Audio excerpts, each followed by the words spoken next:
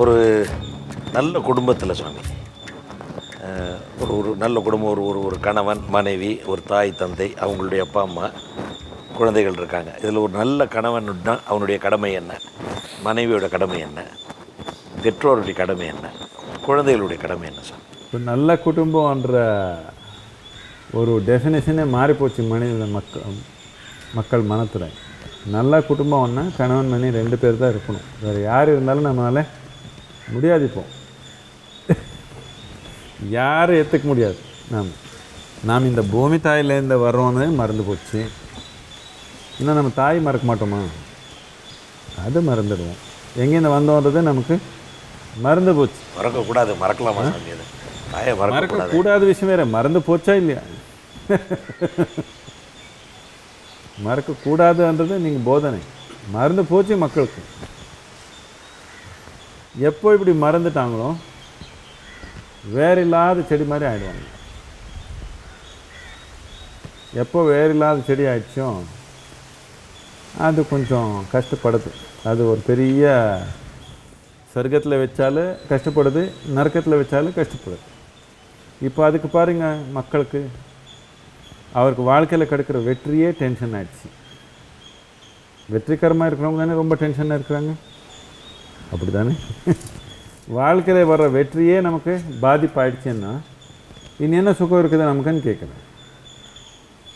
எது வந்தாலும் நமக்கு சுகம் இருக்காது, எல்லாமே வரும் நமக்கு, ஆனால் எது வந்தாலும் சுகம் இருக்காது. இதுதான் நீங்கள் பார்க்குறீங்க மேற்கத்திய நாட்டில் எல்லாமே, இந்த கலாச்சாரத்தில் எல்லாமே இருக்குது, மனிதனுக்கு சுகம் இல்லை. நீங்கள் எது கற்பனை பண்ணிக்கிறீங்களோ எல்லாமே இருக்குது, ஆனால் சுகமாக இல்லை. என்னத்துக்குன்னா இன்பத்தை தேடுதலில் இருக்கிறான், ஆனந்தத்தை தேடுதலில் இல்லை. அவனு ஆனந்தத்தை தேடுதலில் இருந்தால் தானாகவே உங்கள் புத்திக்கு புரிஞ்சிடும், உள்நோக்கி பார்க்கணும். நீங்கள் இன்பத்தை தேடுதலில் இருக்கிறீங்க. இன்பத்தை தேடுதல்னா இது சரி தப்பு விஷயம் இல்லை, இது ஒரு அடிமைத்தனம், அவ்வளோதான். அடிமையாக இருக்கிறது சரியா தப்பான்னு கேட்டால் அது நீங்கள் பதில் சொல்லிக்கணும், நான் ஒன்றும் சொல்ல மாட்டேன். என்னத்துக்குன்னா என்னால் அடிமையாக ஏதோ ஒன்றுக்கு அடிமையாக இருக்கிறதுன்றது ஒரு அசிங்கமான விஷயம் நான் நினச்சிக்கிறேன். அடிமையாக இருக்கிறதே நல்லதுன்னா இப்போது ஒரு சின்னதுலேருந்து ஆரம்பிக்கலாம்.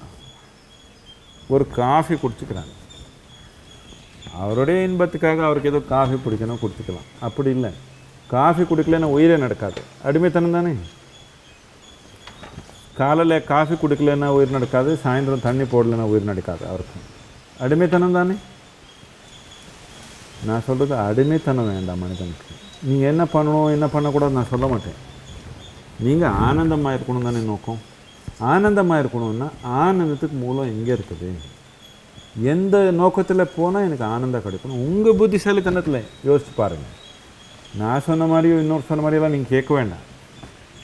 உங்கள் புத்திக்கு அனுசாரமாகவே கொஞ்சம் அப்படி உட்காந்து என் வாழ்க்கை எப்படி இருக்குது, என்ன ஆனந்தமாக இருக்கணும்னா எங்கே தேடணும் நான் கொஞ்சம் கவனித்து பாருங்கள்.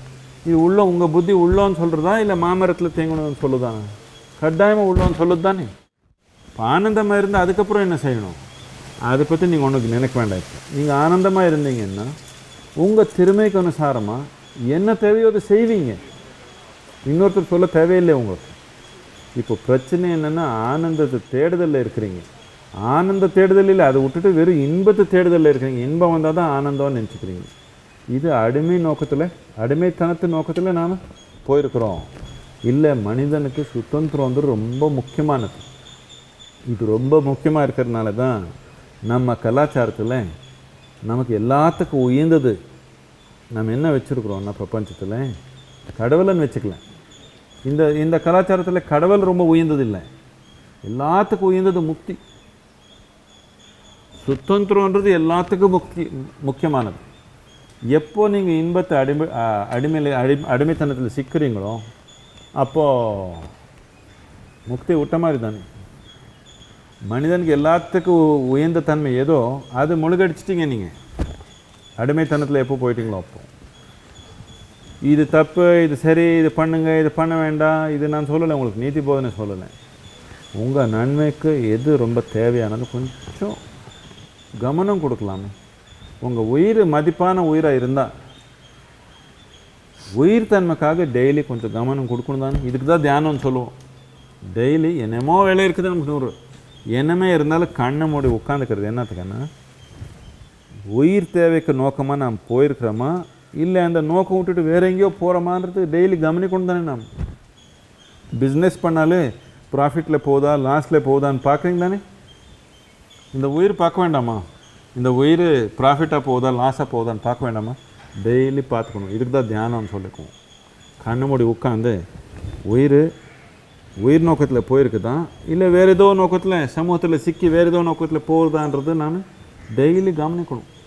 இது ஒன்று வச்சுட்டிங்கன்னா மித்தது எல்லாமே என்ன செய்கிறதுன்னு உங்களுக்கே தெரியும். இந்த குடும்பத்துக்கு மொத்தமாக இது குடும்பத்தில் உள்ள எல்லாத்துக்குமே சொல்கிறீங்க? எல்லாருக்குமே. குடும்பத்தில் அண்ணா குடும்பம் நாம் பண்ணது என்னென்னா ஒருத்தருக்கு ஒரு உதவியாக இருக்கணும், ஆனந்தமாக கூட மக்கள் சேர்ந்து வாழ முடியும்ன்றதுக்காக. இப்போ பல காரணத்தினால, இது ஏதோ ஒரு காரணத்தினாலேன்னு சொல்ல முடியாது, பல காரணத்தினால இப்போது இருக்கிற சூழ்நிலையில் பொருளாதாரத்து காரணத்தினால, கெரியர்ன்ற காரணத்தினால, பிஸ்னஸ்ன்ற காரணத்தினால, பிஸ்னஸ் பரவாயில்ல கொஞ்சம் சேர்த்திக்குவாங்க, கெரியர்ன்றது இருக்கிறவங்க தாய் தந்தை அதிக வச்சுக்க முடியல. என்னதுக்குன்னா அவர் எங்கே கிடச்சா அங்கே போகணும்னு ஆர்வம் இருக்குது. இந்த வயதானவங்க வச்சு எங்கே வேணாலும் அங்கே போக முடியாது. இதெல்லாம் சேலஞ்சஸ் இருக்குது மாடர்ன் லைஃப்பில். இதனால் ஃபேமிலின்றது எந்த அளவுக்கு சிறுசாக வச்சுக்க முடியுமோ அந்த அளவுக்கு வச்சா எங்கே வேணாலும் போக முடியும். நாளைக்கு இன்னொரு நாட்டுக்கு போகணுன்னா அங்கே போக முடியும், இன்னொரு இடத்துல போகணும் எங்கே வேணாலும் மாற்றிக்க முடியும், செய்ய முடியும். இதனால் தாய் தந்தைக்கு எங்கே சுத்தமாக இருக்குதோ அங்கே வச்சுட்டு பார்த்துக்கலாம். அது ஒன்றும் தப்பு இல்லை. சமூக சூழ்நிலை மாறுது. ஆனால் நம்ம உணர்வில் எப்படி இருக்கிறோன்றது தானே முக்கியம். எல்லாமே ஒரே வீட்டில் சேர்ந்துக்கணும் போந்துக்கணும்னு ஒன்றும் தேவையில்லை. தனித்தனியாக இருந்த அன்பாக இருந்தாலும் போதும். எல்லாமே ஒரே வீட்டில் பூந்தி சண்டே போட்டுக்கிற பதிலாக தனித்தனியாக இருந்து அன்பாக இருந்தாலும் போதும். எப்படி அரேஞ்ச் பண்ணிக்கிறது நான் அவரோட தனி குடும்பத்துக்கு எப்படி எப்படி தேவையோ ஒருத்தருக்கு கூட இருக்கிறது நல்லா இருக்குது, இன்னொருத்தருக்கு தூரமாக இருந்து அன்பாக இருக்கிறதே நல்லா இருக்குது. அவரவருக்கு எப்படி ஒத்து வருதோ அப்படி பண்ணிக்கிட்டோம். அதுக்கு ஒன்றும் ரூல்ஸ் பண்ண முடியாது.